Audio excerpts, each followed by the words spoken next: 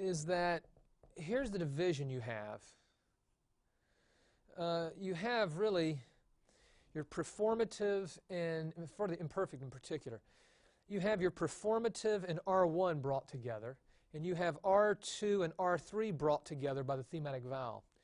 This is completely different. This time, instead of the performative and R1 being together, it's as if R1 is by itself, and now the performative is by itself, and R1 and R3 are brought together. So again, this is very different than what we've had in the past for Hebrew constructions. Okay, so we have Yakim. And again, we're doing an imperfect to MP, and so the next step we must do is we need the call. And so again, the call tishmeru, and so what I'm looking at is that ending, so I need to turn around this final mem, the ending, which is a shurik, and then also changing our aton letter to a tav. That's what I get off of the call form. Now, in the fourth step, we're going to establish the accent, and then we're going to crunch our rules of syllables. For the accents, remember the thematic vowel that connects R1 and R3 usually has the accent.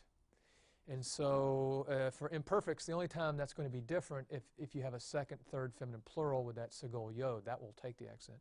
So we're going to put the accent here over the kof, and therefore the patach now is in the open pretonic position. We will lengthen it. That's our answer. Takimu is our answer. So again, you can see how things are quite different as we go about doing this form. Okay, well, let's look at a parsing. And the parsing form that we have here is this. Takum. Okay. When we look at the form, and again, what I would do is start again with boxes, colors, and call. But as soon as you do that, you start with boxes, and there's not a whole lot you can make of this. And then when you even think of the call, it's a difficult form. It doesn't follow anything we've learned so far. And when you see a form that's really, let's say, off the charts, immediately I think of two types of verbs. Hollow verbs and the last verb we're going to cover in chapter 38, the geminate verbs. So when I see something of this form where you have this sort of shurik in the middle, this tav on the front, immediately I start thinking, look, this doesn't follow our normal patterns. Boxes, colors, call, none of that seems to work. And therefore, I'm going to use a different process. After I've gone through that, exhausted that, I can't do anything with that. And so then I'm going to start with the idea of, again, preformative vowel, thematic vowel, calls, establishing the accent. In other words, I'm going to use our steps for hollow verbs. And so the first thing I would do is look at the form and see that comments under the tav. And when I see that tav, immediately I got to think, that is an aton letter. And therefore, the possibility of an imperfect immediately comes to my mind as a possibility. And therefore, that patach could really, that comments could really be a patach. And so perhaps your performative vowel is a patach. So when we think about it in those terms, again, a hifil comes to mind. Hifil would immediately come to my mind. But when we go to the next step, and that is the thematic vowel, the thematic vowel should be something like a hirik yod or a seire. So that doesn't fit. But yet, patach also works as a performative vowel in another place, and that's the call.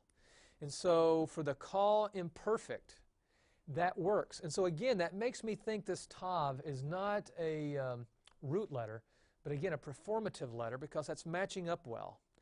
And then as I examine the shurik here, that is also a thematic vowel for the call standard, but also one of the options of the state of verbs also.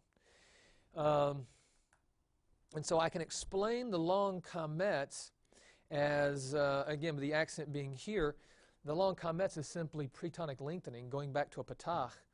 And when you add it up together, it is a call imperfect.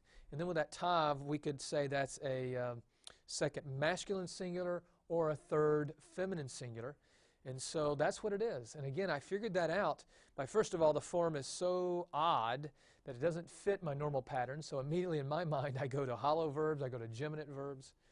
And then I start just taking it apart in the sense of what's the performative, what's the thematic vowel, what type of call element do I have, what type of accent, and by that I do the process of elimination in order to determine the form. And so that's what this form is. Again, these are very challenging, and it's going to take a lot of work for you to get it down.